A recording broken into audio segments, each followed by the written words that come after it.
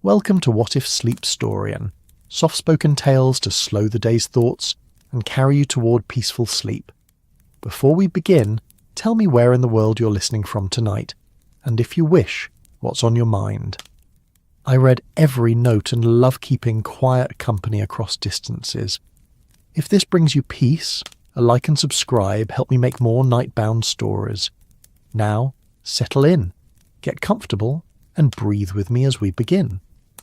The morning mist clung to the windows of St. Mary Mead's village hall like a shy child reluctant to leave its mother's skirts. Miss Jane Marple pressed her palm against the cool glass, feeling the dampness seep through in tiny, perfect droplets that caught the pale September light.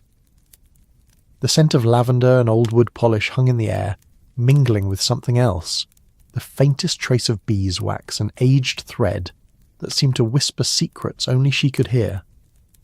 She tilted her head slightly, listening to the soft tick, tick, tick of the grandfather clock in the corner, its rhythm as steady as a heartbeat, when her eyes fell upon something that made her pause. There, draped across the far wall like a sleeping giant, hung the Pemberton tapestry. But this morning, one corner had somehow come loose, revealing beneath it what appeared to be, well, that was the curious thing. It appeared to be nothing at all, yet everything about its emptiness seemed deliberately placed. The village hall of St. Mary Mead had always been a place where time moved like honey through a sieve, slowly, sweetly, and with a tendency to stick to everything it touched. Built in 1847 by the 3rd Earl of Pemberton, as a gesture of noblesse oblige, the hall bore all the hallmarks of Victorian philanthropy. High ceilings that made whispers echo like prayers, tall windows that let in light but kept out the common folk's tendency toward informality, and enough oak panelling to house a small forest of carved roses and thistle that had been gathering dust with the dignity of forgotten nobility. The walls themselves seemed to breathe with the weight of 100 years of parish meetings, amateur dramatics, and the sort of gentle scandals that rural England wore like a comfortable old coat. Miss Marple had arrived early this morning for what was ostensibly a meeting of the Women's Institute Committee, a gathering that would, as usual, spend precisely 17 minutes discussing flower arrangements for the Harvest Festival, and the remaining 2 hours dissecting the fascinating complexities of Mrs. Bantry's new housemaid's romantic entanglements. But the tapestry had caught her attention the moment she'd entered, not because it was beautiful, though it was, in the way that old things often are when they've learned to wear their age gracefully, but because it was wrong. The Pemberton tapestry was a thing of local legend, woven sometime in the 1700s by the women of the village as a gift to celebrate the first Earl's safe return from some minor military campaign that history had politely forgotten.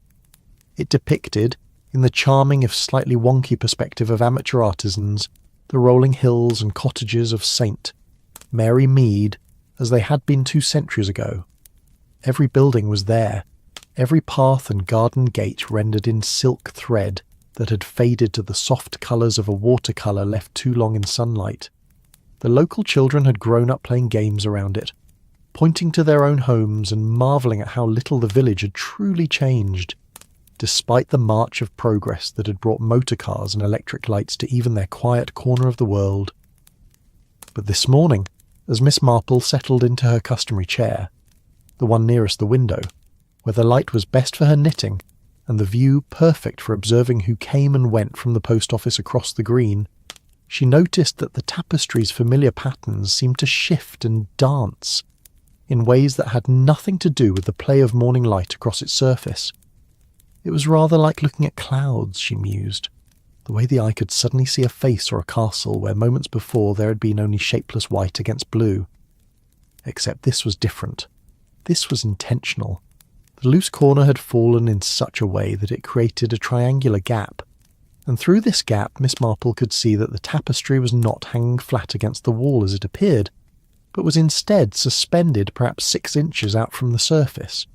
Behind it, the wallpaper, a William Morris design of intertwining vines that the Victorians had thought the height of artistic sophistication, seemed oddly faded in a perfect rectangular pattern, as though something had been hanging there for many years, protecting that particular section from the gradual bleaching of time and lamplight. How very interesting, Miss Marple murmured to herself.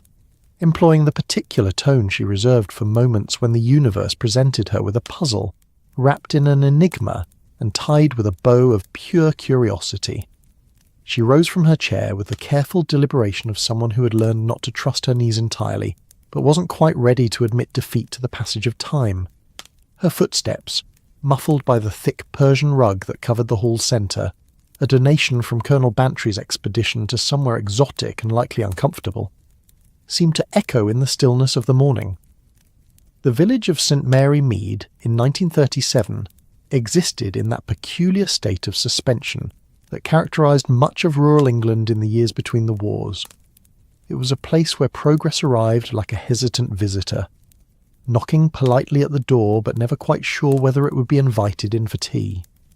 Motor cars shared the narrow lanes with horse-drawn carts. Electric lights illuminated parlours that still kept coal scuttles by their hearths, and telephone wires stretched between cottages whose thatched roofs had been weathering English winters since before America was even a notion in Columbus's ambitious mind. The social hierarchy that governed village life was as carefully maintained as the gardens that fronted each cottage, with everyone knowing precisely where they stood in relation to everyone else, rather like a complicated dance where the steps never changed but the music played on regardless. At the top, naturally, sat Colonel Bantry and his wife, inheritors of the manor house and the sort of comfortable wealth that allowed them to be graciously condescending to their social inferiors, while remaining blissfully unaware that this might not always be appreciated.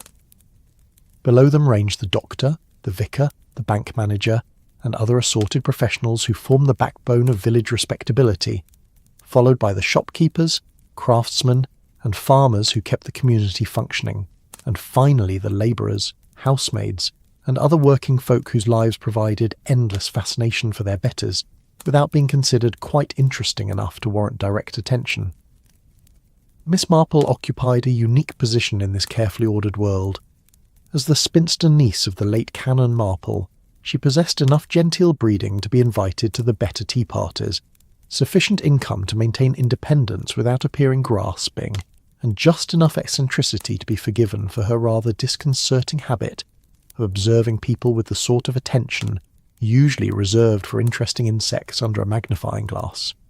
She was, in short, perfectly positioned to see everything while appearing to notice nothing more remarkable than the patterns in her knitting. As she approached the tapestry, Miss Marple noticed that the morning light filtering through the hall's tall windows cast shadows in ways that revealed the true complexity of the weaving. What had appeared from a distance to be simple pastoral scenes proved, upon closer inspection, to contain layers of detail that spoke of far more skill and planning than one might expect from a group of village women working by candlelight in their spare time. The silk threads caught the light differently depending on the angle of view, creating an almost shimmering effect that suggested movement even in the stillest air. The technique, Miss Marple realised, was remarkably sophisticated. The weavers had employed a method that created what appeared to be a straightforward pictorial representation when viewed directly, but revealed entirely different patterns when seen from the side, or when light fell across it at certain angles. It was rather like those clever paintings she'd seen once in London, where the artist had hidden a second image within the first, visible only to those who knew where to look and how to adjust their perspective. Anamorphosis, she whispered to herself, surprising herself by remembering the term from a lecture she'd attended years ago at the Royal Geographic Society. The lecturer had been a dusty old professor with chalk on his waistcoat and a passion for optical illusions that had seemed quite mad at the time, but now proved unexpectedly relevant. The technique had been popular in the 17th and 18th centuries as a way of hiding messages in plain sight. Political dissidents had used it to criticise monarchs, lovers had employed it to send secret communications, and religious minorities had hidden their symbols within seemingly innocent decorative schemes. But what message could the women of St Mary Mead have wanted to hide in their tapestry, and why hide it at all? The 1700s had been a time of relative stability in England, with Queen Anne on the throne and the major religious and political upheavals of the previous century settling into the sort of peaceful prosperity that allowed country ladies the luxury of elaborate needlework projects. Unless, of course, there had been something else entirely going on, something that local history had politely overlooked in favour of more palatable truths about pastoral tranquillity and harmonious village life. Miss Marple stepped closer to the tapestry, close enough to smell the faint mustiness of old fabric and the particular scent of silk that had spent 2 centuries absorbing the various perfumes, pipe smoke and cooking smells of village life. The weaving was indeed extraordinary, she could see now. Each section had been worked in a different hand. The variations in tension and stitch size were clearly visible to anyone who had spent decades with needle and thread. But the overall design showed a unity of purpose that spoke of careful planning and coordination. This had not been a casual project undertaken to pass the long winter evenings, but rather a deliberate work of art created by women who knew exactly what they were doing and why. The loose corner of the tapestry hung at roughly shoulder height, and Miss Marple found that by standing on her tiptoes, a manoeuvre that would have been considerably easier 30 years ago, but remained just within the realm of possibility, she could peer behind the fabric to see what lay hidden in the gap between tapestry and wall. What she discovered there made her forget entirely about the dignity expected of a lady of her years and social position. Carved directly into the plaster wall behind the tapestry, so finely done that they were nearly invisible unless the light fell at precisely the right angle, were symbols. Not letters or words in any language you recognized, but rather a series of interconnected shapes that seemed to flow into one another like water finding its natural course. They had been carved with extraordinary skill, each line perfectly smooth and uniform in depth, as though someone had possessed not only the artistic to design such a complex pattern, but also the technical expertise to execute it with the precision of a master craftsman. The symbols seemed to follow some sort of mathematical progression, with each section building upon the previous one in ways that suggested meaning beyond mere decoration. Miss Marple had seen enough medieval manuscripts in her time to recognise when symbols were being used as more than ornament. There was a grammar to these marks, a syntax that implied they were meant to be read rather than simply admired. But read by whom, and in what language? "Oh my," she murmured, lowering herself back to her normal height, and considering the implications of what she'd discovered. "Oh my, indeed!" The sound of footsteps on the gravel path outside drew her attention back to the present moment and the approaching reality of the Women's Institute meeting. Mrs. Bantry would arrive first, as befitted her position as president of the organisation, followed by the core group of village ladies who could be counted upon to attend every meeting regardless of weather, health or domestic crisis. They would settle into their usual chairs, produce their customary thermos flasks of tea and packets of biscuits, and proceed to conduct the business of rural philanthropy with the same serious attention that their husbands devoted to matters of national importance. But this morning, Miss Marple found herself wondering whether any of these women whose families had lived in St. Mary Mead for generations, who had inherited not only property and position, but also the accumulated secrets and stories that passed from mother to daughter like precious family heirlooms, might know something about the hidden message behind the Pemberton tapestry. The thought added a delicious layer of anticipation to what had promised to be another perfectly ordinary meeting about perfectly ordinary matters. Mrs. Bantry entered the hall with the brisk efficiency of a woman accustomed to being in charge of things, her sensible shoes clicking against the wooden floor in a rhythm that announced her presence from several rooms away. She was followed, as Miss Marple had predicted, by Mrs. Price from the bakery, Miss Weatherby, who lived in the cottage with the particularly spectacular roses, and young Mrs. Carmichael, who had married into the village the previous spring and was still learning the intricate social choreography that governed local life.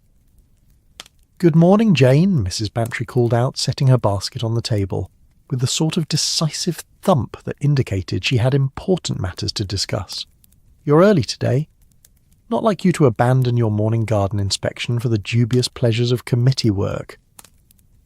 Miss Marple smiled and returned to her chair, but found her attention divided between the conventional pleasantries of greeting her fellow committee members and the extraordinary discovery that hung behind her on the wall, as yet unknown to everyone else in the room. It was rather like having a delicious secret, the sort that made ordinary conversation seem somehow heightened, as though every mundane exchange might suddenly reveal hidden depths if one only knew how to look.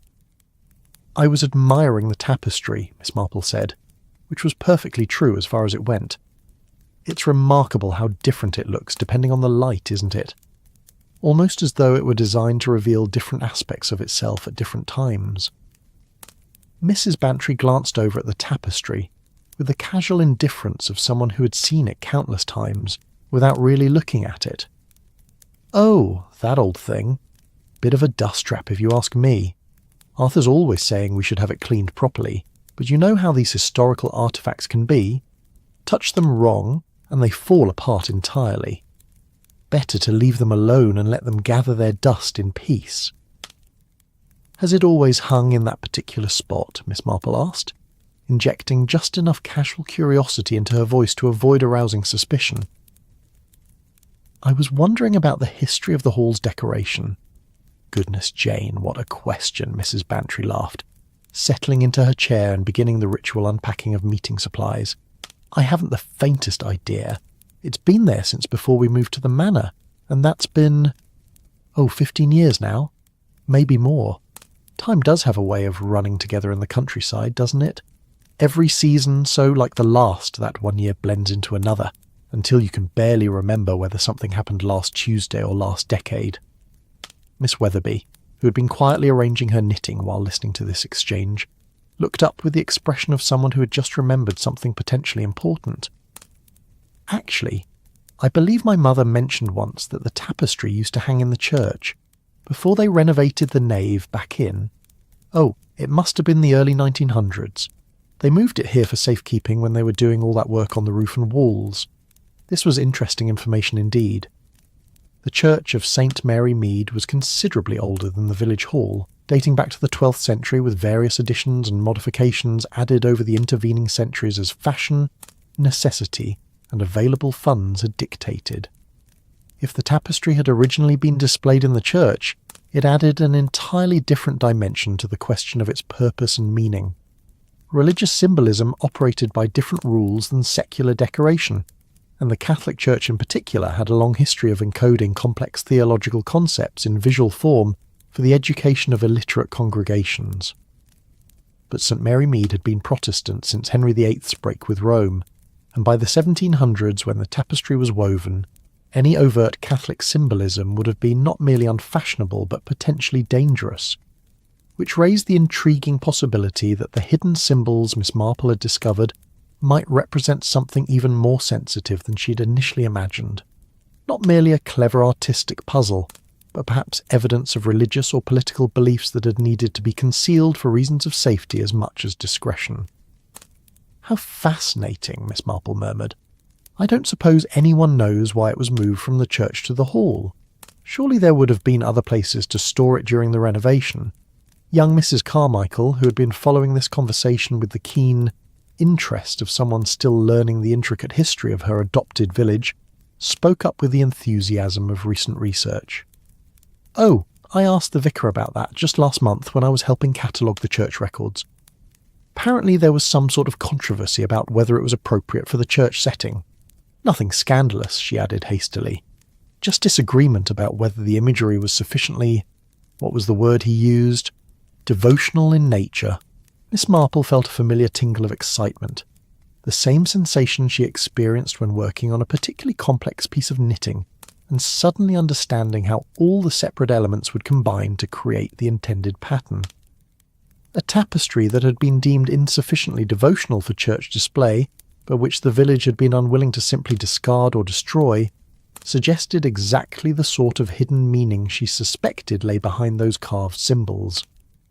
The meeting proceeded along its expected lines, with Mrs. Bantry efficiently dispatching the official business of flower arrangements, charity drives, and the eternal question of whether to serve jam tarts or treacle tart at the Harvest Festival tea.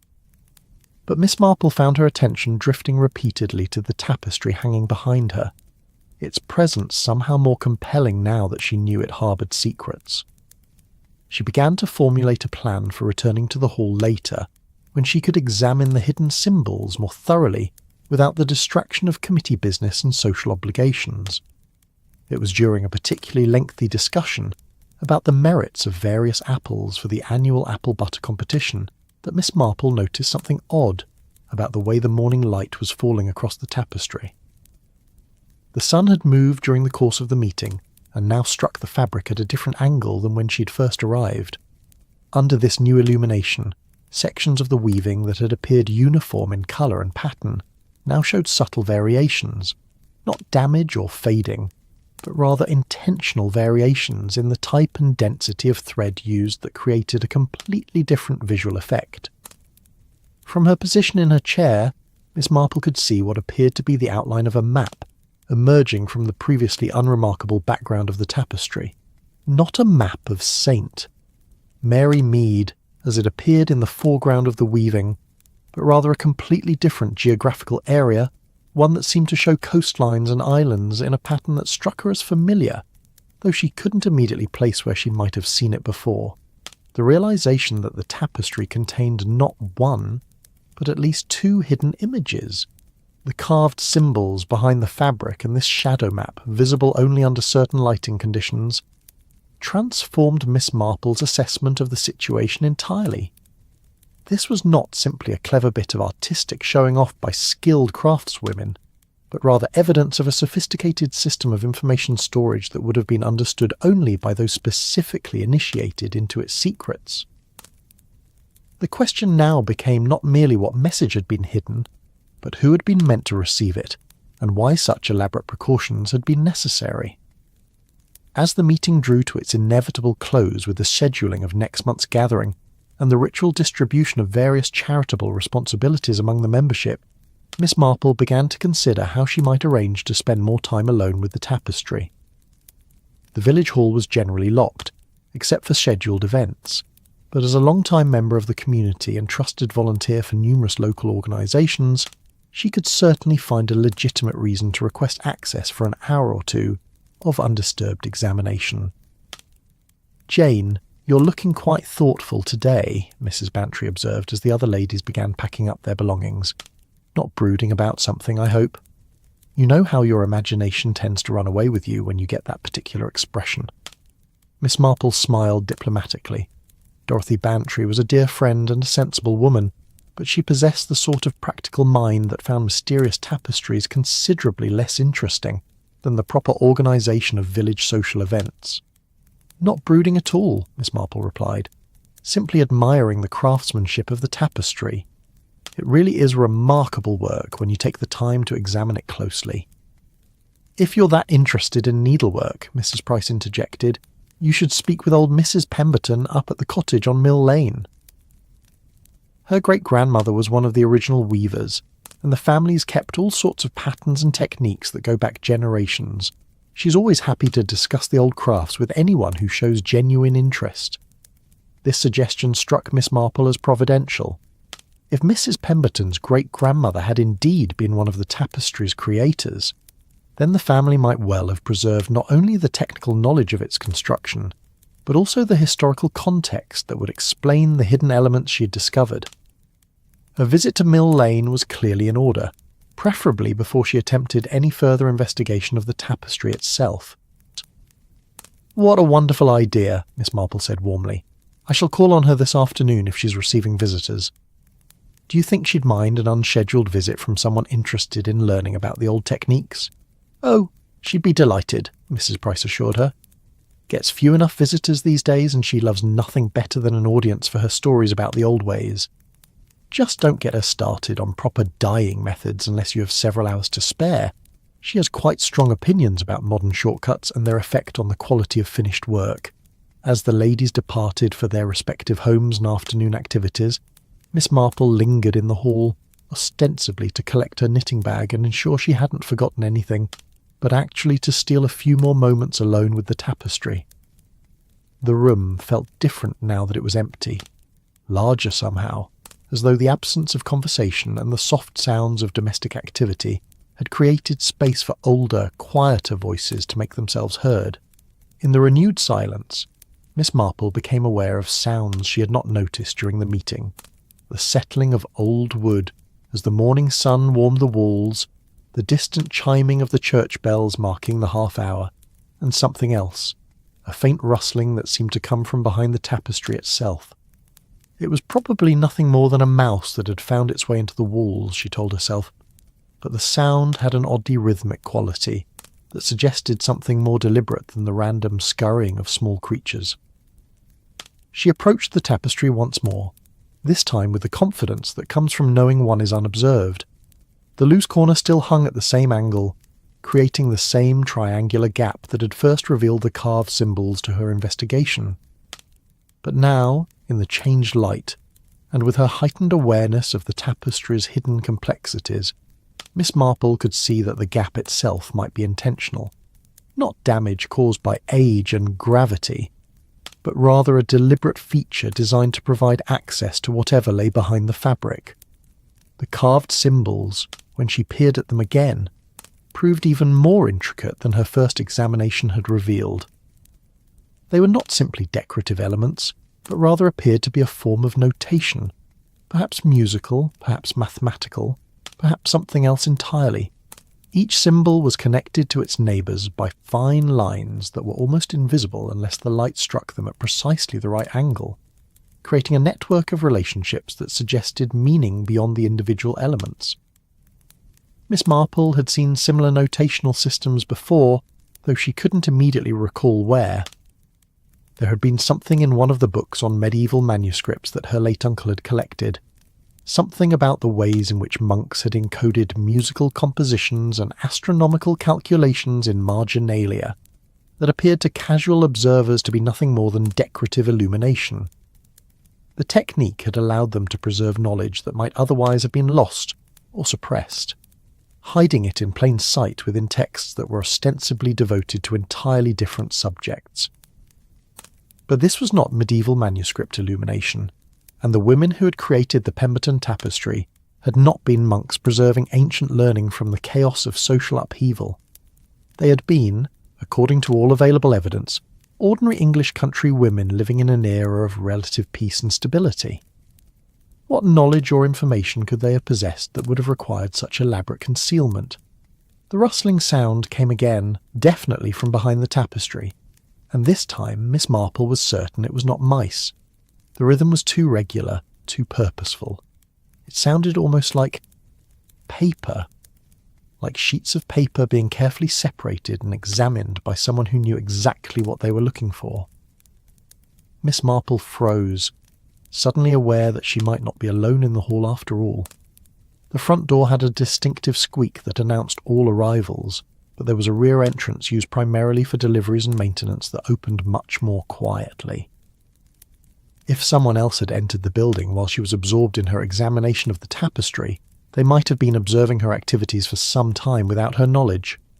The sensible thing would be to call out, to announce her presence and ask who else was in the building. But something about the secretive quality of the sounds, combined with their apparent connection to the tapestry that had already revealed so many hidden aspects, made Miss Marple decide instead to remain very quiet and see what developed. She moved carefully away from the tapestry toward a position behind one of the hall's supporting pillars, where she could observe without being easily observed in return. The rustling continued for several more minutes, accompanied now by the soft sound of footsteps moving back and forth in a small area, as though someone were examining something that required viewing from multiple angles. Then there was a longer pause, followed by what sounded like paper being folded and tucked away, and finally the distinct sound of the rear door opening and closing very carefully. Miss Marple waited for a full 5 minutes after the sound ceased before emerging from her hiding place and returning to the tapestry. The loose corner hung exactly as it had before, showing no sign of disturbance, but when she peered through the gap at the carved symbols, she noticed something that had definitely not been there during her earlier examination. Tucked behind one of the symbols, so discreetly placed that it was almost invisible, was the corner of what appeared to be a folded piece of paper. Her first instinct was to retrieve the paper immediately, but caution made her pause. If someone had deliberately placed it there during the past few minutes, they might well return to check whether it had been discovered. Better to leave it undisturbed for now and return later when she was certain of being unobserved. Besides, her planned visit to Mrs. Pemberton might provide information that would help her understand the significance of whatever message the paper contained. The walk to Mill Lane took Miss Marple through the heart of Saint. Mary Mead's afternoon routine, past gardens where the late roses still bloomed despite the September chill, and cottages where the windows glowed with the warm light of domestic activity. It was the sort of walk that usually filled her with contentment, a gentle progress through a world where she knew every gate and garden path, every quirk of architecture and personality that gave the village its particular character. But today her mind was too occupied with questions and possibilities to appreciate the familiar pleasures of her surroundings. Mrs. Pemberton's cottage sat at the end of Mill Lane like a period at the end of a long, rambling sentence. Built in the early 1600s from local stone that had weathered to the colour of clotted cream, it possessed the sort of organic relationship with its landscape that could only be achieved by centuries of wind and rain gradually softening the hard edges of human construction, until building and site seemed to have grown together naturally. The garden that surrounded it bore the same marks of age and careful tending, with the herb borders that had been planted and replanted so many times that they seemed to know exactly where each variety belonged and how it should relate to its neighbours. Miss Marple approached the front door with a mixture of anticipation and nervousness that accompanies any venture into unknown conversational territory. Mrs. Pemberton had a reputation in the village as something of a character, a woman of strong opinions and extensive knowledge who did not suffer fools gladly, but could be extraordinarily generous with her time and expertise when approached by someone who demonstrated genuine interest and respect for the subjects that mattered to her. The trick would be striking the right balance between curiosity and deference, showing enthusiasm for the historical crafts without appearing to be a dilettante seeking entertainment rather than education. The door opened before Miss Marple had even knocked, revealing a woman of perhaps 80 years whose bright blue eyes and erect posture suggested that age had dimmed neither her intelligence nor her awareness of what went on around her. She was small in stature but possessed the sort of presence that made physical size irrelevant, rather like a particularly alert and confident robin that knows its own worth regardless of how it might appear next to larger birds. "Miss Marple," Mrs. Pemberton said without preamble, "I've been expecting you." Come in. The kettle's just boiled and I've set out the good china. We have rather a lot to discuss, I think." This greeting was so unexpected that Miss Marple found herself momentarily speechless. She had anticipated the need to explain her visit, to work up gradually to questions about family history and traditional crafts. Instead, she found herself being ushered into a sitting room that looked as though it had been prepared specifically for her arrival, complete with tea service and a selection of what appeared to be very old books and papers arranged on the side table. "You're wondering how I knew you'd be coming," Mrs. Pemberton continued, settling into a chair that had clearly been her customary seat for many years, and gesturing for Miss Marple to take the matching chair opposite. "Mrs. Price stopped by after your committee meeting to mention your interest in the old needlework techniques, but I'd have expected you sooner or later in any case. Things have a way of surfacing when the time is right, don't they? And you have rather a reputation for noticing things that others overlook." Miss Marple accepted her cup of tea with gratitude, partly because she genuinely enjoyed a good cup of tea, but mostly because it gave her hand something to do while she considered how to respond to this unexpectedly direct approach. "I was indeed curious about the tapestry in the village hall," she said carefully. "The craftsmanship is remarkable, and I understand that your great-grandmother was one of the original weavers." "She was indeed," Mrs. Pemberton confirmed. "Margaret Pemberton, though her maiden name was Hartwell. The tapestry project was her idea originally, though it became something rather more complex than she initially intended. The times were complicated, you might say. More complicated than most people today understand. This seemed to be an invitation to probe deeper, though Miss Marple remained cautious about revealing how much she had already discovered. "In what way complicated?" I had understood the early 1700s to be a relatively peaceful period, at least in rural areas like this. Mrs. Pemberton smiled, and there was something in her expression that suggested she knew perfectly well that Miss Marple was testing the waters, rather than asking from genuine ignorance. "Peace is a relative concept, my dear. There was no active warfare in these parts, it's true, but that doesn't mean there weren't other sorts of conflicts, religious tensions, political disagreements, questions about loyalty and identity that couldn't always be discussed openly. The tapestry was, among other things, a way of preserving certain information that might otherwise have been lost. What sort of information? Miss Marple asked, abandoning any pretense of casual curiosity. If Mrs. Pemberton was prepared to speak openly about the tapestry's hidden purposes, there was no point in continuing to approach the subject obliquely. Maps, primarily, Mrs. Pemberton replied, though not the sort of maps you'd find in any atlas. Margaret and her friends were involved in what you might call a network. People who helped others travel safely from one place to another when the usual routes weren't available to them. Catholics primarily, though not exclusively. People who needed to reach ports or safe houses without attracting official attention. This revelation transformed Miss Marple's understanding of the situation entirely. What she had taken for an interesting historical puzzle was actually evidence of organised resistance activity, carefully planned and executed by people who had lived outwardly ordinary lives while secretly participating in operations that could have led to imprisonment or worse if discovered. The 1700s might have been peaceful on the surface, but underneath that calm lay currents of religious and political tension that created dangers for anyone whose beliefs or loyalties differed from the officially approved varieties. "The symbols I saw carved behind the tapestry," Miss Marple said. "Are they part of this mapping system?" Mrs. Pemberton's eyebrows rose slightly. "You have been thorough in your investigation. Yes, those symbols indicate safe houses, meeting points, and routes that could be travelled without encountering certain official checkpoints. But they're not the only information preserved in the tapestry. There are other layers, other messages meant for different audiences. And people still use this information today?" Miss Marple asked, thinking of the paper that had been placed behind the carved symbols while she was hiding in the hall. Not the original network, no. That served its purpose long ago.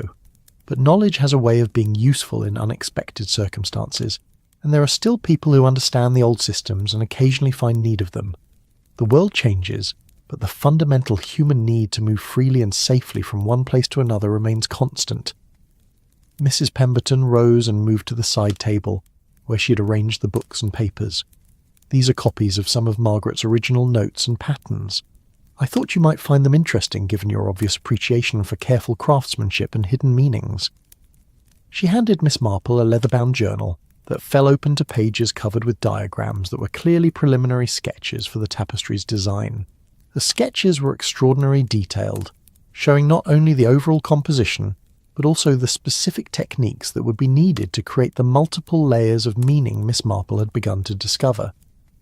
Marginal notes in a neat 18th century hand explained how different thread weights and weaving patterns could be used to create images that would be invisible under normal lighting, but clearly visible when illuminated from specific angles. Other notes described the mathematical relationships that governed the placement of symbols and the coding system that allowed complex geographical information to be condensed into apparently decorative elements. "This is remarkable work," Miss Marple murmured, turning the pages slowly. "Your great-grandmother was clearly far more than a simple village craftswoman. She was educated in ways that weren't common for women of her time and class," Mrs. Pemberton agreed. "Her family had connections to certain academic and religious circles that valued learning regardless of one's gender. She knew Latin, had studied mathematics and astronomy, and possessed an extraordinary visual memory that allowed her to create accurate maps of areas she'd visited only once. She was also, I should mention, rather good at keeping secrets." Miss Marple continued examining the journal, noting how the sketches evolved from simple, geographical representations to increasingly complex designs that incorporated multiple systems of information storage. "The shadow map I noticed in the tapestry, the one that becomes visible only under certain lighting conditions, does it show actual geographical features?" "It shows the coast of Brittany and several of the Channel Islands," Mrs. Pemberton confirmed. "Specifically, it marks the locations of harbours and landing points that were known to be sympathetic to English Catholic refugees. The information was vital during the various periods of religious persecution when people needed to know not just how to reach the coast, but which specific locations would provide safe passage rather than arrest and imprisonment." The scope of the operation that the tapestry represented was becoming clear to Miss Marple now. This had not been a small, local network, but rather part of a much larger system that connected England to Catholic communities throughout Europe. The women of St Mary Mead had been not merely sympathetic observers, but active participants in what amounted to an international intelligence operation, using their domestic skills and social invisibility to create and maintain resources that could mean the difference between life and death for the people they helped. "I'm beginning to understand why the tapestry might have been moved from the church," Miss Marple observed. "Even a century later, the evidence of such activities could have been uncomfortable for some people." "Quite so," Mrs. Pemberton agreed.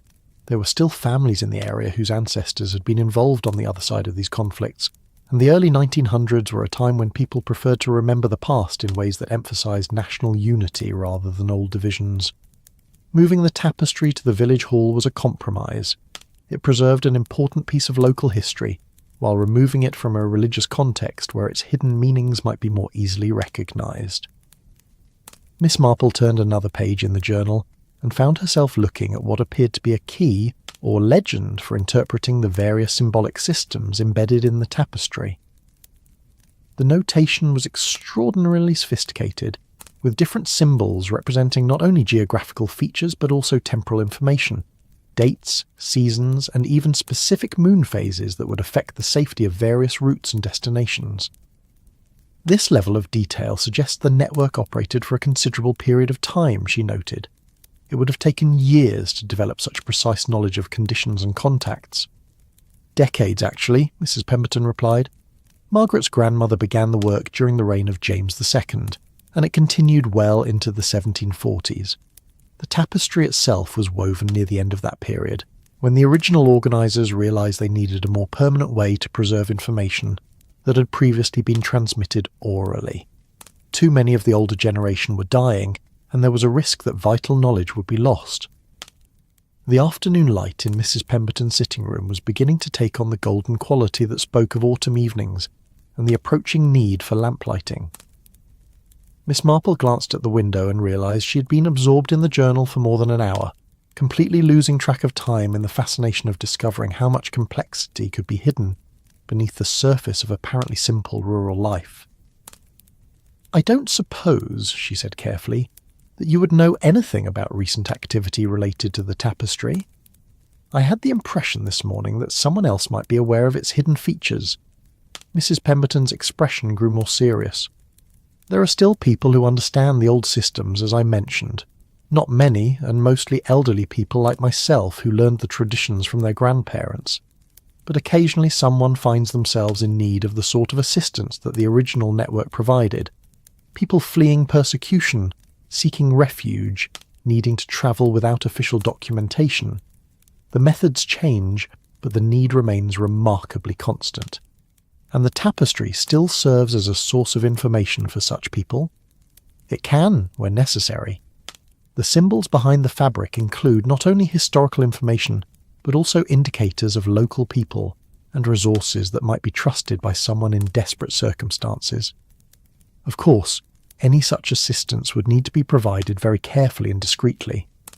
The legal and political consequences of helping the wrong person, or being discovered helping anyone at all, could be quite serious." Miss Marple nodded thoughtfully. The paper she had seen placed behind the carved symbols took on new significance in this context.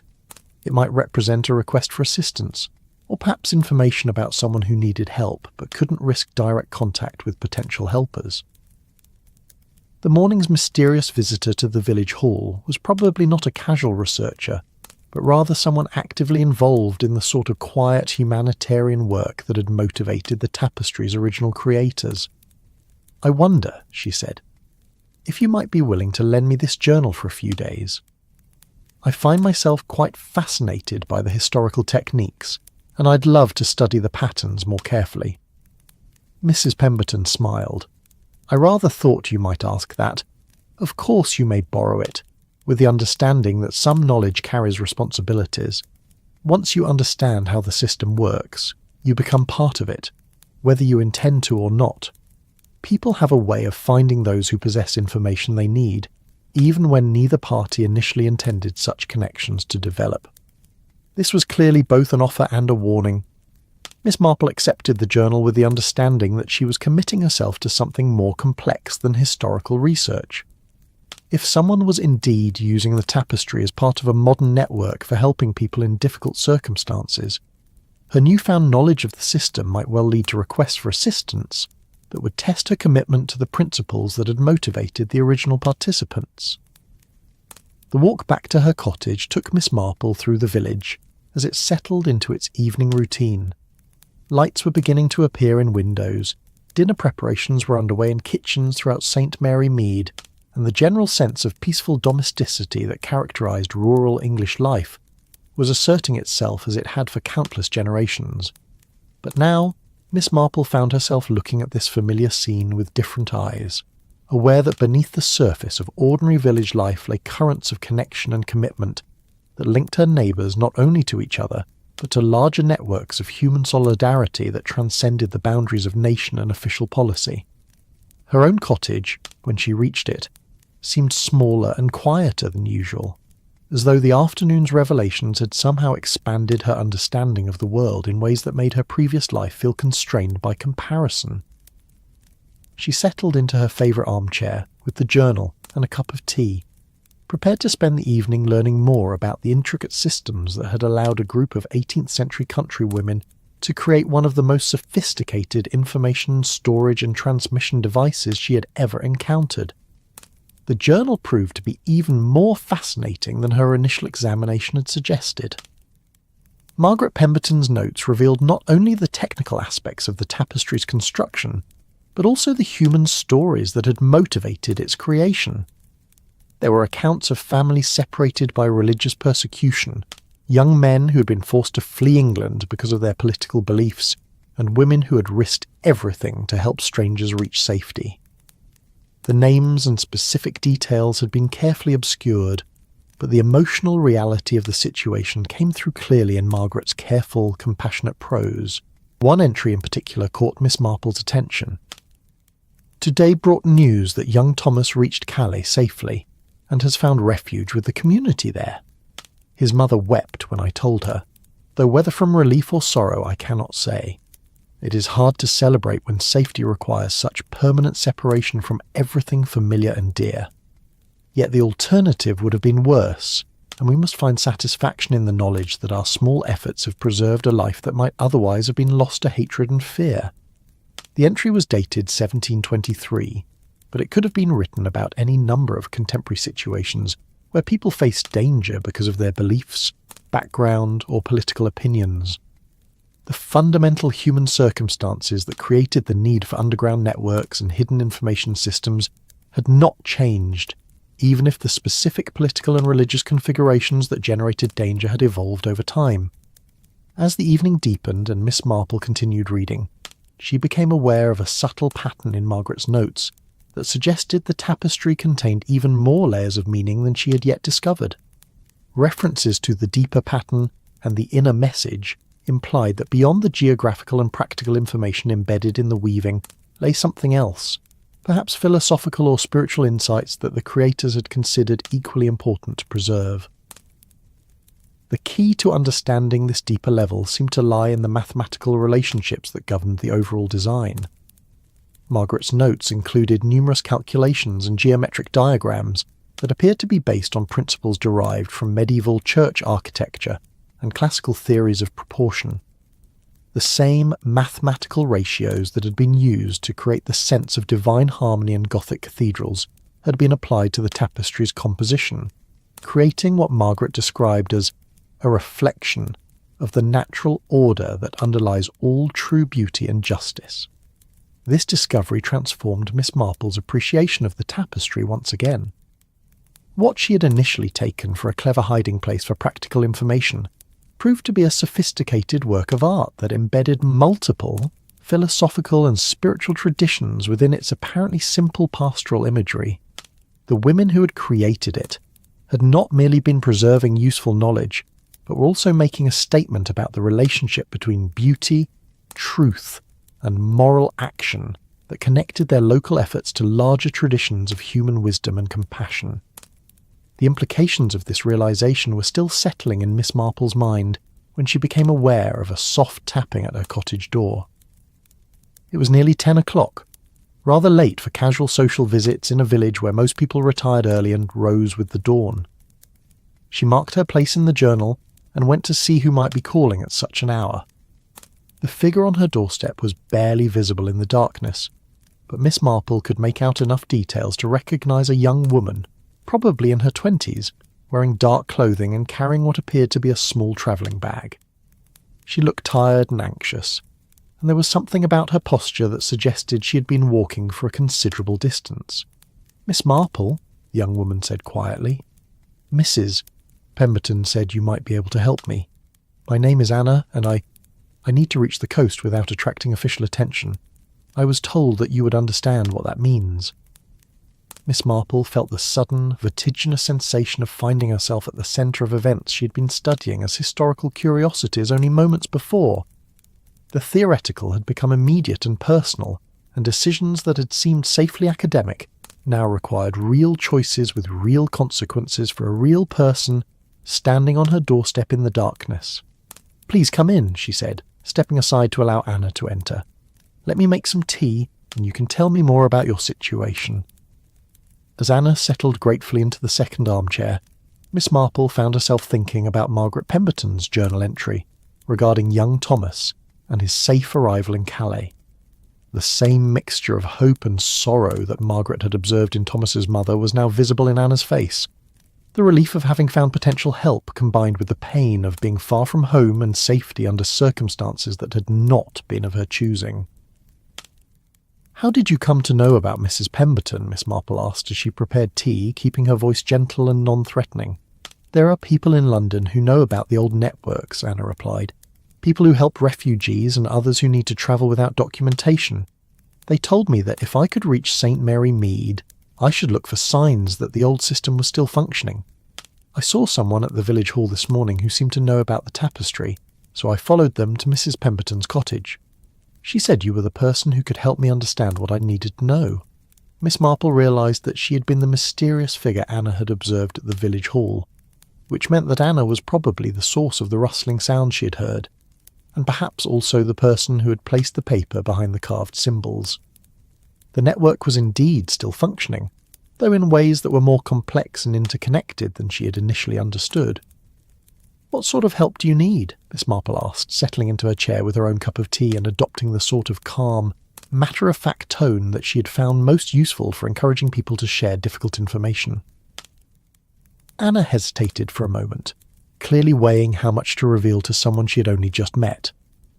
"I'm German," she said finally. "Jewish. I left Berlin 3 months ago when it became clear that the situation there was becoming dangerous. I've been staying with relatives in London, but the authorities are becoming suspicious about people like me, and it's no longer safe to remain there.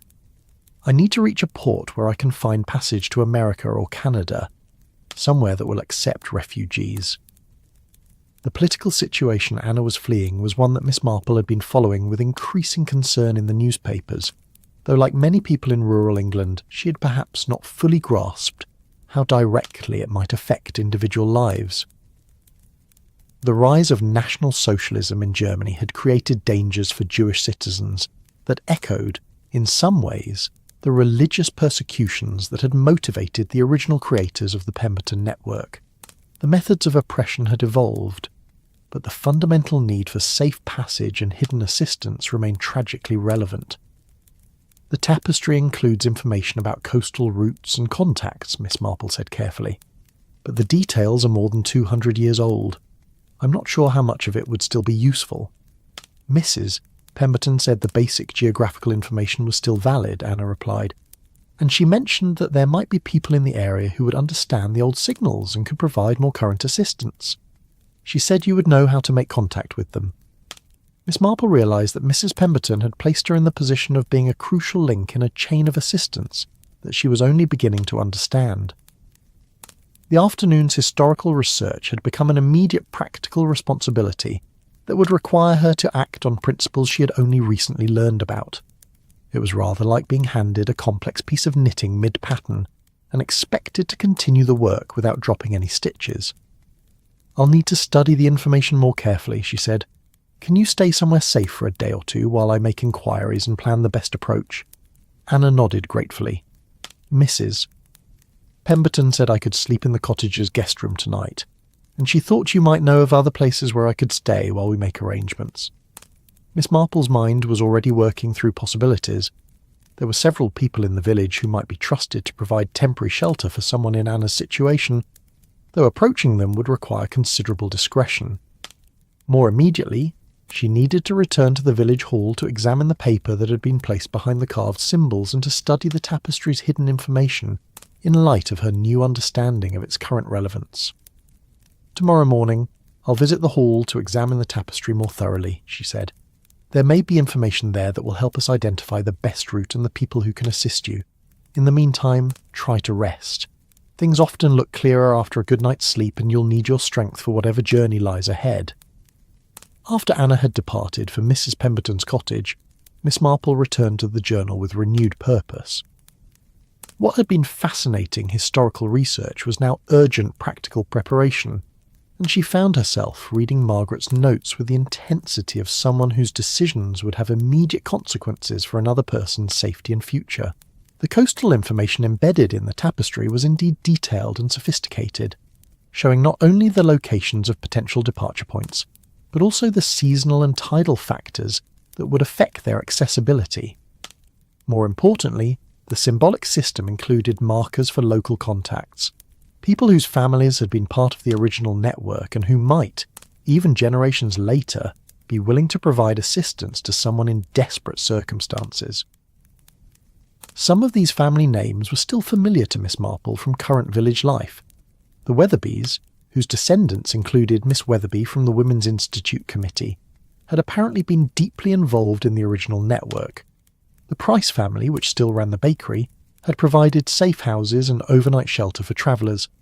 Even the Bantry family, though their current representatives seemed more focused on social status than humanitarian concerns, had historical connections to the assistance network that might still be activated under the right circumstances. The challenge would be determining which of these contemporary descendants might be trusted with knowledge of the old traditions and willing to act on them. The political climate of 1937 was becoming increasingly tense, with growing awareness of the international situation and corresponding suspicion of anyone whose loyalties might be questioned. Helping a Jewish refugee escape from Nazi persecution was morally unambiguous, but it could also be legally and socially dangerous for anyone whose assistance was discovered by unsympathetic authorities. Miss Marple spent the rest of the evening developing a careful plan for approaching the most promising contacts and arranging the safest possible route for Anna's continued journey. The tapestry's information would provide the foundation, but success would depend on her ability to identify and coordinate with people who shared the moral commitment that had motivated the original network's creators. The next morning dawned clear and crisp, with the sort of bright autumn light that made even familiar landscapes seem newly beautiful and full of possibility. Miss Marple rose early and prepared for what she knew would be a crucial day, one that would test not only her understanding of the historical information she'd been studying, but also her commitment to the principles it represented. She arrived at the village hall before anyone else was likely to be about, using her key as a long-time committee member to enter the building in the quiet hour before the village fully awakened to its daily activities. The tapestry hung in the morning light exactly as it had the previous day, but now Miss Marple approached it with the confidence of someone who understood its significance and purpose. The paper tucked behind the carved symbols was exactly where she had seen it placed the previous morning. When she carefully extracted and unfolded it, she found herself looking at a hand-drawn map showing the roads between London and the Kent coast, with specific notations marking what appeared to be safe houses, potential dangers, and recommended travel times. At the bottom of the map, in a neat handwriting that looked remarkably similar to Margaret Pemberton's 18th century script, was a note: "For those who seek safe passage in troubled times, the old paths remain open to those who know how to walk them." The map was clearly current, showing roads and landmarks that had been built long after the original tapestry was woven. But the notation system was based on the same symbolic language that Margaret Pemberton had developed 2 centuries earlier. Someone had taken the historical information preserved in the tapestry and updated it for contemporary use, creating a modern version of the assistance network that operated according to the same principles and methods that had protected refugees in earlier eras. Miss Marple studied the map carefully, comparing it with the coastal information embedded in the tapestry itself. The combination of historical and contemporary information created a comprehensive guide for someone in Anna's situation, detailed enough to ensure safe passage, discreet enough to avoid attracting unwanted attention. She folded the map carefully and tucked it into her handbag, already planning how to use the information to coordinate Anna's journey to safety. The carved symbols behind the tapestry revealed new details when examined in the context of the contemporary map. What she had initially taken for purely historical notations proved to include indicators of resources and contacts that were still active. The symbol marking the Weatherby family property included a small mark that, according to Margaret's journal, indicated current willingness to provide assistance.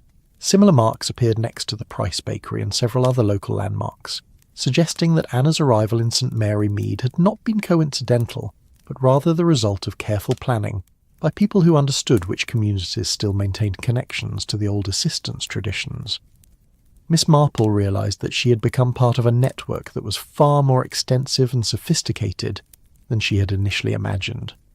Her discovery of the tapestry's hidden meanings had not been accidental, but had rather been facilitated by people who recognised her potential value as an ally and had arranged for her to gain the knowledge and understanding she would need to contribute effectively to their work. The morning's examination of the tapestry also revealed details that had not been visible during her previous visits. In addition to the geographical and symbolic information, the weaving included what appeared to be a calendar system that coordinated timing for various activities. Certain patterns became visible only under specific lighting conditions that corresponded to particular times of day and seasons of the year, creating a temporal component to the information storage system that added another layer of security and precision to the assistance network's operations. By mid-morning, Miss Marple had gathered enough information to begin implementing a plan for Anna's journey. The first step would be contacting Miss Weatherby to confirm her family's continuing participation in the assistance network and to arrange temporary shelter for Anna while the coastal arrangements were finalised. The Price family bakery would provide both a communication centre for coordinating with contacts along the route and a source of supplies for the journey. Colonel Bantry, despite his somewhat pompous exterior, might prove useful for providing transportation or official-looking documentation that would help Anna travel without attracting suspicion. The plan was complex enough to require careful coordination, but simple enough to be implemented without attracting attention from anyone not directly involved. Most importantly, it followed the same principles of distributed responsibility and overlapping security that had made the original network effective for more than half a century. No single person possessed enough information to compromise the entire operation, but each participant knew enough to fulfill their specific role and to adapt to changing circumstances as they arose. Miss Marple left the village hall with a sense of satisfaction mixed with anticipation. The historical puzzle that had intrigued her the previous morning had evolved into an immediate practical challenge that would test her ability to translate academic knowledge into effective action. More than that, it had connected her to a tradition of quiet heroism that linked her own small village to larger movements of human solidarity and compassion that spanned centuries and crossed national boundaries. The rest of the morning was spent in a series of careful conversations with people whose families had historical connections to the assistance network. Miss Weatherby proved to be not only aware of her family's traditions, but actively involved in maintaining them, with a spare room that had been used several times in recent years to provide temporary shelter for people fleeing various forms of persecution. Mrs. Price was equally helpful, offering not only practical support but also access to a communication system that connected local volunteers with similar networks throughout southern England. Even Colonel Bantry, when approached with appropriate discretion, proved to have both knowledge of the old traditions and genuine commitment to helping people in desperate circumstances. His somewhat blustering exterior concealed a man who understood exactly what Nazi persecution meant for people like Anna and who was prepared to use his social position and official connections to facilitate safe passage for anyone seeking refuge from such dangers. By afternoon, the basic framework for Anna's journey was in place. She would spend one more night at Mrs. Pemberton's cottage, then move to Miss Weatherby's spare room, while final arrangements were made with contacts along the coastal route. Mrs. Price would provide food and supplies for the journey, while Colonel Bantry would arrange transportation that would get Anna safely away from St. Mary Mead, without requiring her to use public transportation or official documentation that might be traced. The plan was scheduled to be implemented over the following 2 days, with Anna's departure timed to coincide with favourable tidal conditions, and the availability of a fishing boat that would take her across the channel to contacts in France who could arrange her continued passage to whatever final destination she chose.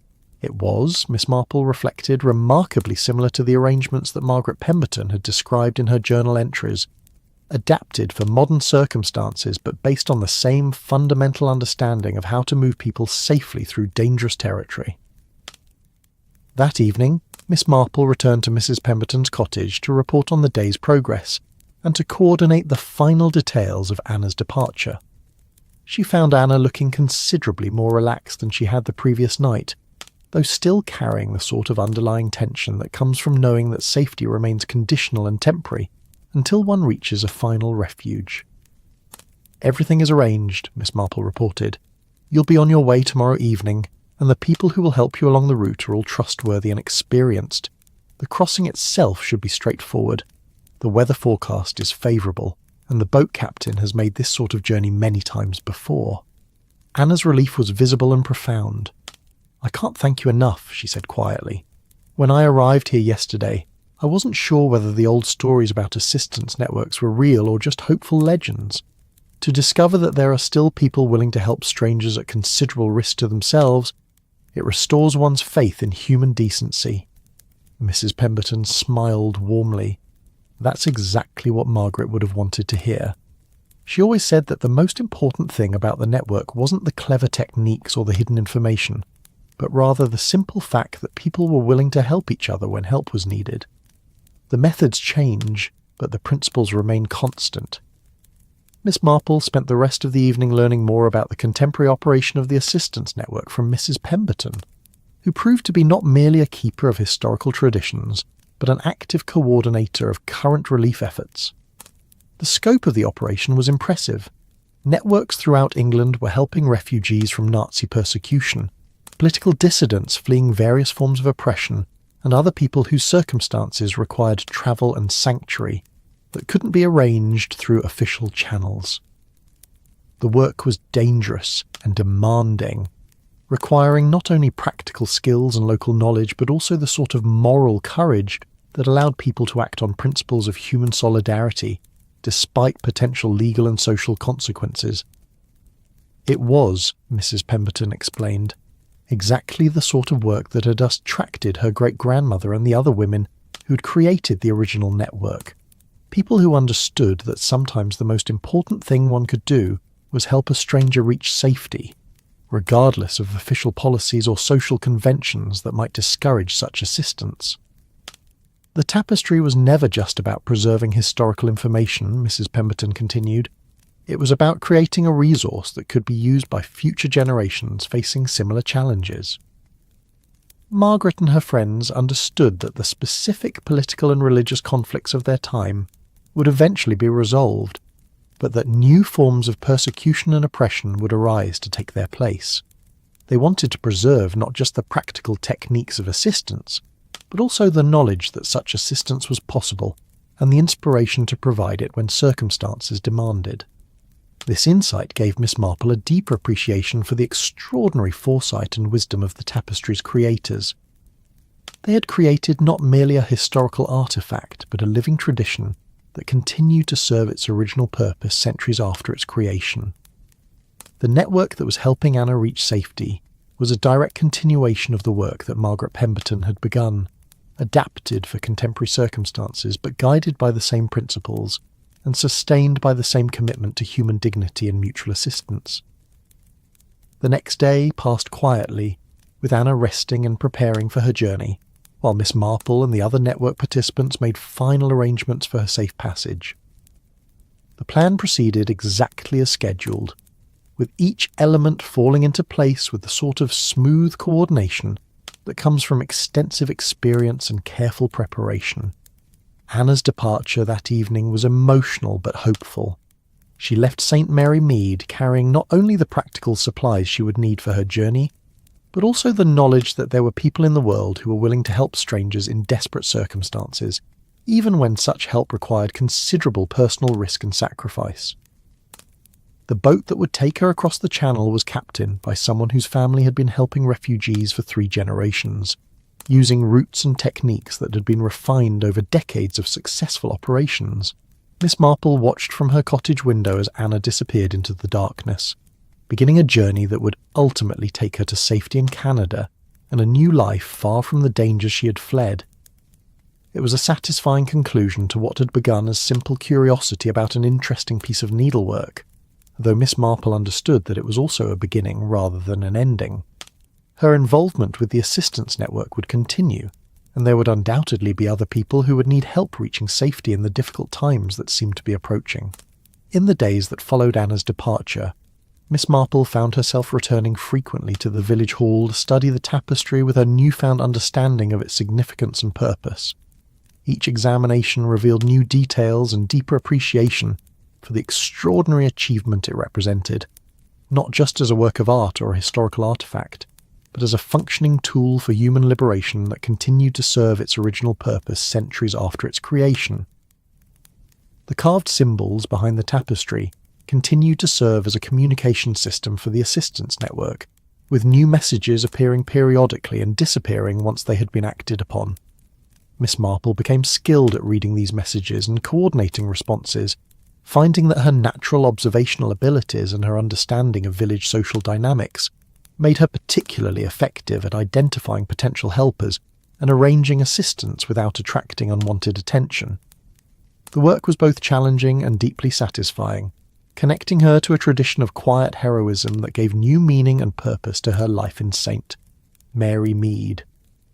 What had once seemed like a peaceful but rather uneventful existence in a small English village proved to be something far more significant, a position at the centre of a network that linked her local community to international movements of human solidarity and resistance to oppression. The mathematical relationships that governed the tapestry's design proved to contain even more sophisticated information than Miss Marple had initially realised. The patterns encoded not only geographical and temporal information, but also philosophical and spiritual insights that reflected the deep wisdom of their creators. The same principles of harmony and proportion that had been used to create the visual beauty of the weaving also expressed fundamental truths about human nature and moral responsibility that gave meaning and direction to the practical work of the assistance network. Miss Marple found herself spending long evenings studying Margaret Pemberton's journal and comparing it with her own observations of the tapestry, gradually developing a comprehensive understanding of the system that had been created and the principles that sustained it. The work became a form of meditation that connected her to the accumulated wisdom of generations of people who had faced similar moral challenges and found ways to act with courage and compassion despite the risks involved. The seasonal changes that marked the passage of autumn into winter brought new revelations about the tapestry's design. Different patterns became visible as the angle and quality of natural light changed, creating a calendar system that provided guidance for timing various activities and coordinating with the natural rhythms that had governed human travel and communication for millennia before the invention of modern transportation and communication technologies.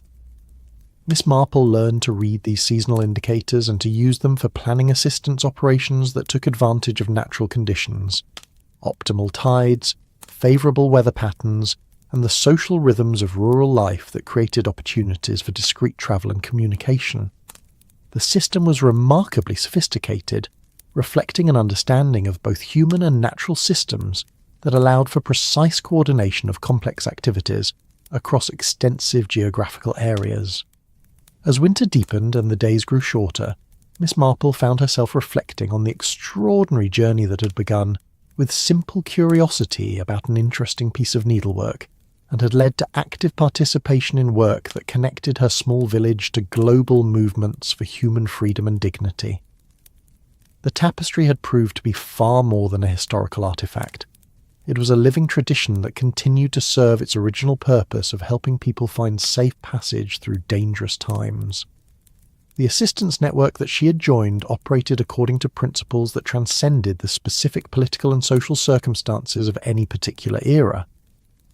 The fundamental human need for safety, sanctuary, and mutual assistance remained constant, despite the changing forms that oppression and persecution took over time. The techniques and methods evolved, but the moral commitment that motivated the work remained as relevant and necessary in 1937 as it had been in Margaret Pemberton's time. Miss Marple's involvement with the network also deepened her understanding of her own community and its place in larger historical currents. St Mary Mead, which had always seemed like a quiet backwater where little of significance ever happened, proved to be connected to international networks of resistance and assistance that had operated for centuries. The village's apparent isolation and tranquility were not signs of irrelevance, but rather evidence of the security and discretion that made it an ideal base for work that required both local knowledge and global perspective. The relationship she'd developed with her fellow network participants also enriched her appreciation of the people with whom she shared daily life in the village. Mrs. Pemberton's quiet wisdom, Miss Weatherby's generous heart, and even Colonel Bantry's gruff kindness took on new significance when understood in the context of their commitment to helping strangers in desperate circumstances. The social fabric of rural English life, which had always seemed pleasant but perhaps rather superficial, proved to contain depths of moral courage and practical solidarity that had sustained human dignity through centuries of political and social upheaval. The winter months brought several more opportunities to assist people seeking safe passage, each case adding to Miss Marple's understanding of the network's operations and her own skills as a coordinator and facilitator. She learned to read the subtle signs that indicated when someone was in need of help, to identify the resources and contacts that would be most useful in specific circumstances, and to coordinate complex operations that involved multiple participants across extensive geographical areas. Each successful assistance operation reinforced her appreciation for the wisdom of the tapestry's creators and the enduring relevance of the system they had developed. The combination of practical techniques, security measures, and moral principles that governed the network's operations proved remarkably adaptable to changing circumstances while maintaining the essential characteristics that made the work effective and sustainable over long periods of time. As spring approached, and the days began to lengthen again, Miss Marple found herself looking forward to another season of work with the Assistance Network, knowing that the approaching war would likely bring increased need for the sort of help that the network provided. The political situation in Europe was deteriorating rapidly, and there would undoubtedly be many more people seeking refuge from persecution and oppression in the months and years ahead. The tapestry continued to serve as both a source of practical information and a symbol of the enduring human capacity for moral courage and mutual assistance. Its presence in the village hall reminded Miss Marple daily of the responsibility that came with knowledge of the network's existence and operations, but also of the hope that such knowledge represented. The hope that there would always be people willing to help others in their most desperate moments, regardless of the personal cost or risk involved. The seasonal changes that brought new patterns to visibility in the tapestry's weaving also brought new understanding of the cyclical nature of human history and moral challenge. The specific circumstances that created the need for assistance networks might change, but the fundamental human tendency toward both oppression and resistance, persecution and sanctuary, remained constant across centuries and cultures. The work that Miss Marple had joined was not a response to temporary conditions, but rather participation in an ongoing human struggle for dignity and freedom that would continue as long as people needed help and others were willing to provide it. As she settled into her new role as a keeper of the tapestry's secrets and a coordinator of its continuing mission, Miss Marple found herself thinking often of Margaret Pemberton and the other women who had created such an extraordinary legacy. Their work had begun with simple human compassion. the desire to help people in desperate circumstances, but had evolved into something much more sophisticated and enduring. They had created not just a network for their own time, but a tradition that could adapt and continue across generations, serving new needs while maintaining the essential principles that gave the work its meaning and moral authority.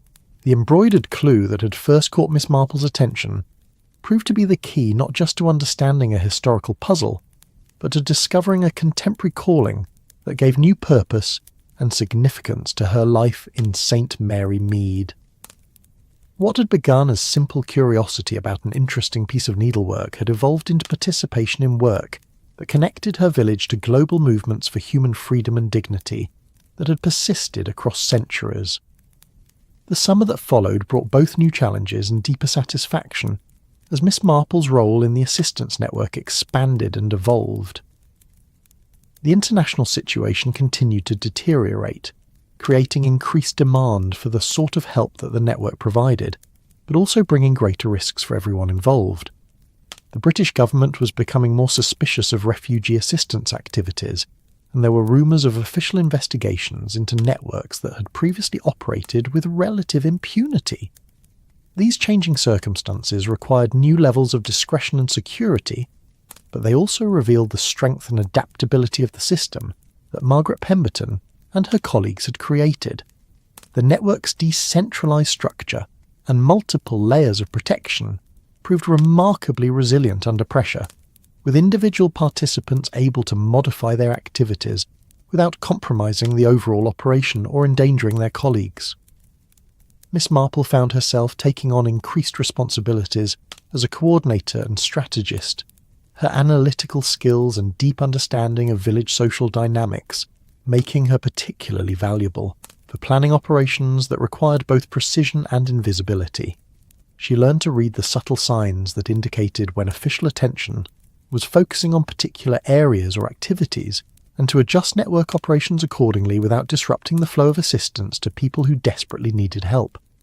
The tapestry continued to serve as both a practical resource and a source of inspiration, its layers of hidden meaning providing guidance for contemporary operations, while reminding everyone involved of the historical precedents that validated and sustained their work. The seasonal patterns embedded in its design proved particularly valuable for timing operations to take advantage of natural conditions and social rhythms that created optimal opportunities for discreet travel and communication.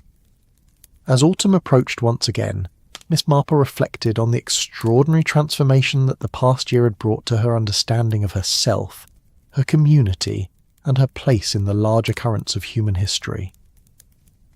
The quiet village life that had once seemed pleasant but perhaps rather limited had revealed depths of meaning and purpose that connected her daily activities to work of global significance and enduring moral importance. The assistance network that she had joined represented something far more profound than a simple charitable organisation or humanitarian relief effort. It embodied principles of human solidarity and moral courage that transcended the specific political and social circumstances of any particular era, creating a tradition of resistance to oppression and commitment to human dignity that had sustained itself across centuries of changing conditions and challenges. Miss Marple's participation in this tradition had taught her that the most important work often happened quietly and invisibly, carried out by ordinary people who made extraordinary choices when circumstances demanded moral courage and practical action. The women who had created the original network and the people who continued their work in contemporary circumstances were not heroes in any conventional sense, but rather individuals who understood that helping others in desperate circumstances was both a moral obligation and a practical necessity for maintaining the sort of world they wanted to live in. The tapestry that had started this journey of discovery continued to hang in the village hall, its apparent simplicity concealing layers of meaning and purpose that few visitors would ever suspect. But for those who knew how to read its hidden messages, it served as a constant reminder of the enduring human capacity for wisdom, compassion, and effective action in the face of seemingly insurmountable challenges. The embroidered threads that had caught Miss Marple's attention on that September morning had indeed contained clues, but not just to a historical puzzle. They had revealed the existence of a living tradition that connected past and present, local and global, individual choice and collective action, in ways that gave new meaning to the ancient craft of needlework and new purpose to the apparently ordinary life of a small English village.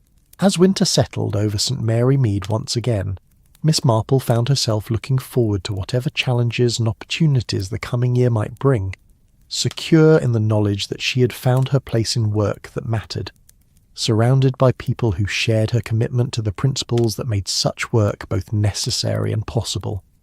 The tapestry would continue to guard its secrets and serve its purpose, and she would continue to help decode its messages and act on its wisdom, one thread at a time.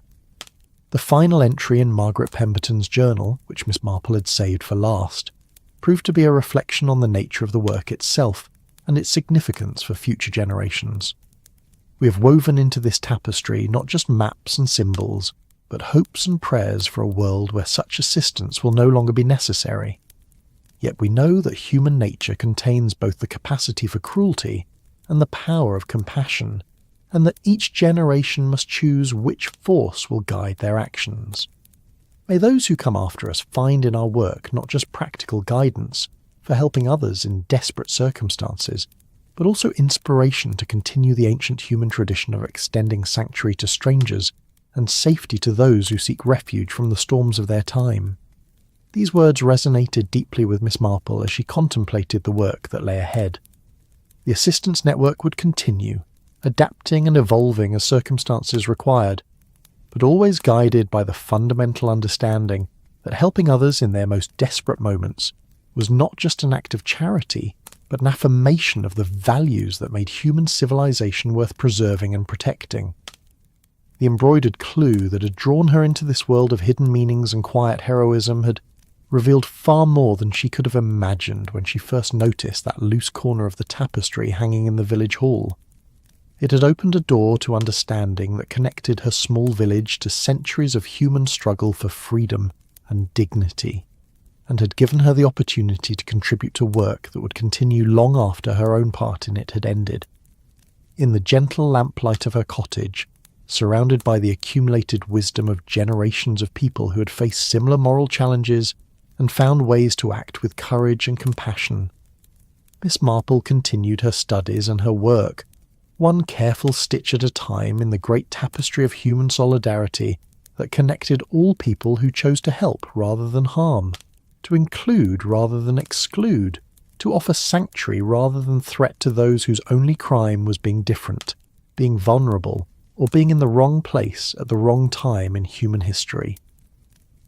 The threads of that great tapestry continue to be woven, season after season, year after year, by people like Margaret Pemberton and Miss Jane Marple and countless others whose names would never be recorded in official histories, but whose quiet courage and practical compassion kept alive the hope that despite all evidence to the contrary, human beings could choose to care for one another across all the boundaries that politics and prejudice tried to establish between them. And in the village hall of St Mary Mead, the Pemberton tapestry continued to hang, its secrets safe with those who understood their significance, its beauty available to all who cared to look, its deeper meaning preserved for future generations who might someday need to remember that even in the darkest times, there were always people willing to light candles rather than curse the darkness, to offer help rather than turn away, to extend the ancient tradition of hospitality to strangers who sought nothing more than the chance to continue their journey towards safety, dignity, and hope. The embroidered clue had been decoded, but its message would continue to be written by each person who chose to carry forward the work it represented, ensuring that the tapestry's true purpose, the preservation and practice of human compassion, would never be lost as long as there were people willing to learn its lessons and live by its example. In the end, Miss Marple realised that was the most important clue of all, that ordinary people, working quietly and carefully together, could accomplish extraordinary things and keep alive the best possibilities of human nature even in the worst of times. The story of the embroidered clue was complete, but the work it had revealed would continue, thread by thread, choice by choice, person by person, as long as there were those who understood that helping others was not just the right thing to do, but the most fundamentally human thing to do, connecting each generation to the next through the golden threads of compassion, courage, and hope that no force on earth could ever completely destroy. And so we leave Miss Marple in her cottage, the lamplight soft against the windows of St. Mary Mead, the tapestry hanging quietly in the village hall with its secret safe and its purpose enduring. The embroidered clue had been more than a mystery to solve. It had been an invitation to participate in the ancient continuing story of human kindness. The months that followed Anna's successful departure brought a steady stream of others who needed the assistance network's help. Each case was different. Each person carried their own particular burden of fear and hope, but the fundamental pattern remained the same. Someone in desperate circumstances would find their way to St. Mary Mead, guided by whispered directions and careful introductions, seeking the help that the old tapestry had promised for more than 2 centuries. Miss Marple found herself becoming increasingly skilled at reading the subtle signs that indicated when someone was approaching the village with more than casual tourist interest. There was a particular way that genuine refugees moved through unfamiliar territory, alert but trying not to appear so, grateful for any kindness, but wary of too much attention, carrying themselves with the careful dignity of people who had lost everything except their determination to survive. The network's operations expanded beyond simple passage assistance to include more complex forms of support. Safe houses were established not just in St. Mary Mead, but in several neighbouring villages, creating a web of resources that could accommodate people who needed to remain hidden for weeks, or even months, while arrangements were made for their final destinations. Communication systems were refined to allow faster and more secure coordination between different nodes of the network, using methods that combined ancient techniques with modern innovations in ways that would have impressed even Margaret Pemberton. Mrs. Pemberton proved to be not merely a keeper of historical traditions, but an active coordinator who maintained connections with similar networks throughout England and continental Europe. Her cottage on Mill Lane became an informal headquarters, where information was gathered, plans were made, and resources were allocated with the efficiency of a military operation disguised as a series of perfectly ordinary social visits by perfectly ordinary village ladies discussing perfectly ordinary domestic matters. The tapestry itself continued to serve multiple functions within the network's operations. Its obvious presence in the village hall provided a sort of signal to those who knew what to look for, an indication that this was indeed a place where the old traditions were maintained and the old assistants could still be found.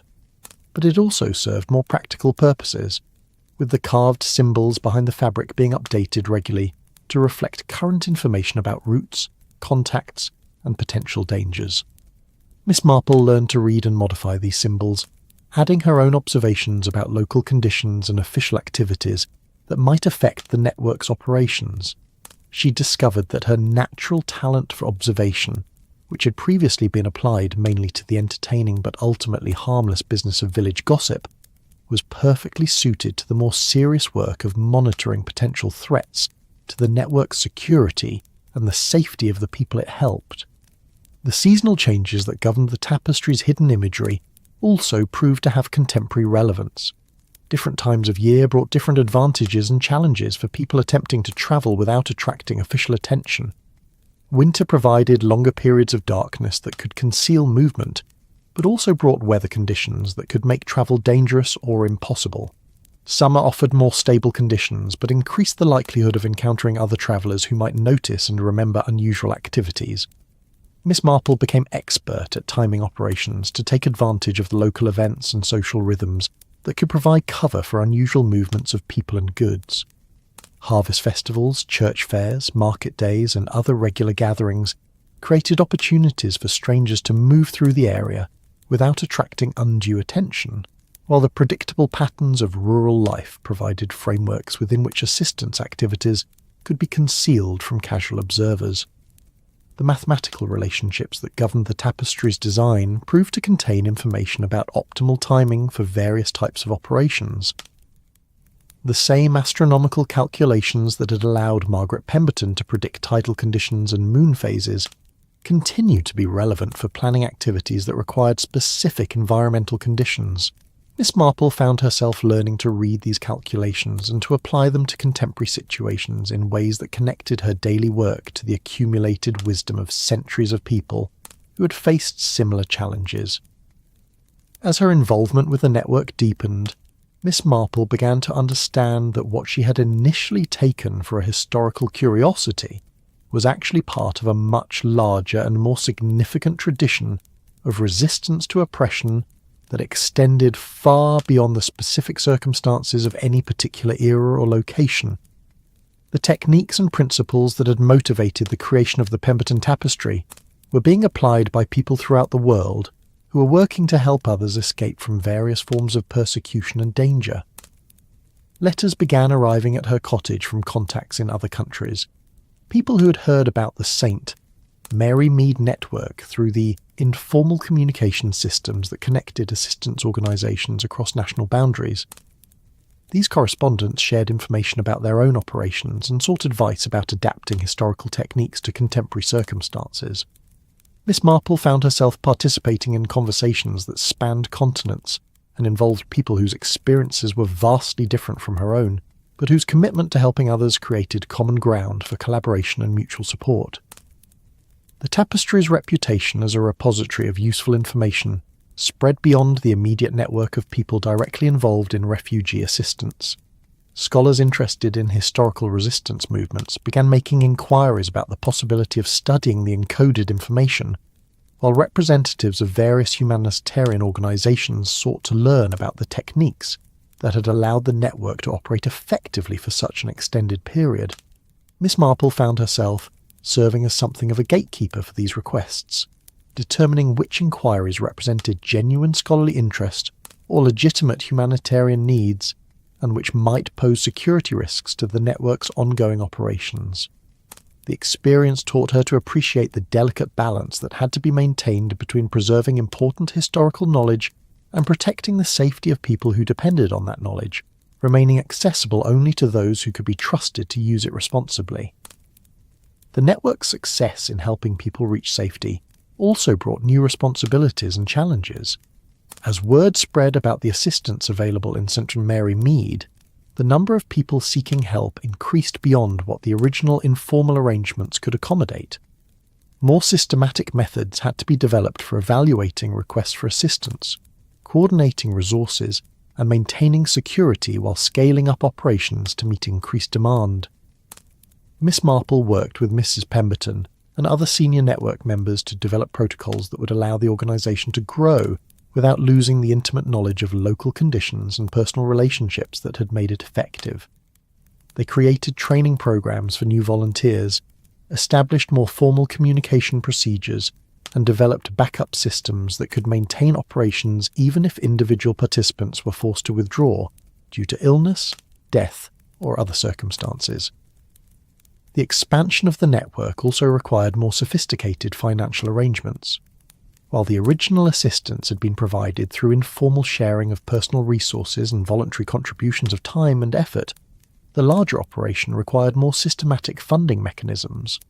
Discrete fundraising efforts were organised among sympathetic individuals and organisations, creating a financial foundation that could support expanded operations while maintaining the security and independence that were essential to the network's effectiveness. Miss Marple discovered that she had a particular talent for identifying potential supporters and approaching them in ways that elicited generous contributions without creating security risks or unwanted publicity. Her social position in the village and her reputation for discretion made her an ideal person to make contact with individuals who possessed both the resources to support the network's work and the judgment to understand why such support needed to be provided quietly and without public recognition. As 1938 progressed and the international situation continued to deteriorate, the urgency of the network's work became increasingly apparent. The number of people seeking assistance grew dramatically, and the stories they told of conditions in Germany and other parts of Europe made it clear that the network was providing far more than simply convenient travel arrangements. In many cases, the assistance was literally a matter of life and death for people who had no other options for escape from increasingly dangerous circumstances. The increased urgency also brought increased risks. Government authorities were becoming more suspicious of refugee assistance activities, and there were reports of networks in other areas being investigated or shut down by officials who viewed such activities as potentially subversive or dangerous to national security. Miss Marple and her colleagues had to develop new levels of caution and security consciousness while maintaining their commitment to helping anyone who genuinely needed assistance. The tapestry proved invaluable during this period of increased scrutiny. Its presence in the village hall provided a sort of historical legitimacy for activities that might otherwise have attracted unwanted attention. When officials inquired about unusual movements of people through the area, local network members could point to the tapestry as evidence of the village's long tradition of hospitality to travellers, suggesting that current activities were simply continuations of customs that had been established centuries earlier. The encoded information in the tapestry was also updated to reflect changing conditions and new dangers. Symbols were added to indicate areas where official surveillance had increased, routes that had become unsafe due to increased border controls, and safe houses that had been compromised and could no longer be used. The system's flexibility allowed it to adapt quickly to changing circumstances, while maintaining the security and reliability that people's lives depended upon. Miss Marple found herself working longer hours and taking on increased responsibilities as the network's operations expanded. Her cottage became an informal coordination centre, where information was gathered from various sources, plans were developed for complex multi-stage operations, and resources were allocated to meet the most urgent needs. She learned to manage multiple simultaneous cases, each requiring different approaches and presenting different challenges, while maintaining the attention to detail and personal care that were essential to successful outcomes. The work was both exhausting and deeply satisfying. Each person who was successfully helped to reach safety represented not just an individual life preserved, but also a victory for the principles of human dignity and mutual assistance that motivated the network's existence. Miss Marple began to understand that her involvement with the assistance network had given her life a sense of purpose and meaning that had been missing during her previous years of comfortable but relatively aimless village existence. The relationship she developed with the tapestry also deepened during this period of intense activity. What had begun as curiosity about an interesting piece of needlework had evolved into a profound appreciation for the wisdom and foresight of the women who had created it. She began to see the tapestry not just as a historical artifact or a practical tool, but as a sort of spiritual guide that connected her to generations of people who had faced similar moral challenges and found ways to act with courage and compassion, despite the risks involved. The mathematical relationships embedded in the tapestry's design took on new significance as Miss Marple learned to apply them to increasingly complex logistical problems. The same principles that had allowed Margaret Pemberton to coordinate assistance activities across multiple locations and time periods proved applicable to contemporary situations that required precise timing and careful coordination of resources. Miss Marple found herself developing skills in areas she had never expected to need, from navigation and route planning to financial management and security protocols. As winter approached, the network faced new challenges related to seasonal travel conditions and the increased difficulty of maintaining communications during periods of bad weather. Miss Marple worked with other network members to develop contingency plans that could maintain operations even when normal communication methods were disrupted by storms or other natural obstacles. They established emergency procedures, backup meeting locations, and alternative routes that could be activated when primary systems were unavailable. The tapestry's seasonal imagery proved particularly valuable during this planning process. The encoded information included detailed knowledge about winter travel conditions, safe shelter locations, and timing considerations that remained relevant despite the passage of centuries. Miss Marple learned to read these seasonal indicators and to apply the accumulated wisdom of generations of people who had faced similar challenges during difficult travel conditions. The network's success during the challenging winter months of 1938 to 1939 demonstrated the effectiveness of the systems that had been developed and the value of the historical knowledge preserved in the tapestry. Despite increasingly difficult conditions and growing official suspicion of refugee assistance activities, the network continued to help people reach safety while maintaining the security and discretion that were essential to its continued operation. As spring arrived and travel conditions improved, Miss Marple found herself reflecting on the extraordinary transformation that her involvement with the assistance network had brought to her understanding of herself and her community.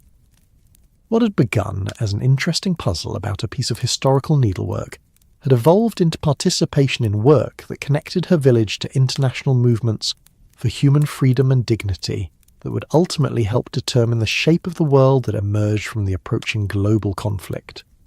The embroidered clue that had first caught her attention continued to serve as both a practical resource and a source of inspiration for work that would continue long after the immediate crisis had passed. The principles of human solidarity and moral courage that the tapestry embodied would remain relevant as long as there were people who needed help and others who were willing to provide it, ensuring that the tradition of assistance and sanctuary would continue to connect generations of people who understood that helping others was not just the right thing to do, but the most fundamentally human thing to do. The threads of compassion, courage, and hope that had been woven into the tapestry centuries earlier continued to bind together a community of people who chose to care for one another across all the boundaries that politics and prejudice tried to establish between them. In the gentle lamplight of her cottage, surrounded by the accumulated wisdom of generations of people who had faced similar moral challenges, Miss Marple continued her work, one careful stitch at a time in the great tapestry of human solidarity that would endure as long as there were people willing to learn its lessons and live by its example. Thank you for joining me tonight for this tale of hidden meanings and quiet courage. I hope it has brought you the peace you were seeking. If this story helped ease your way toward rest, a gentle like and subscribe would mean the world. It helps me weave more of these nighttime tales for you and others seeking soft refuge from the day's demands. Sweet dreams, wherever you are in the world tonight. May your own threads add beauty to the great tapestry of human compassion. Until we meet again in another story, sleep well.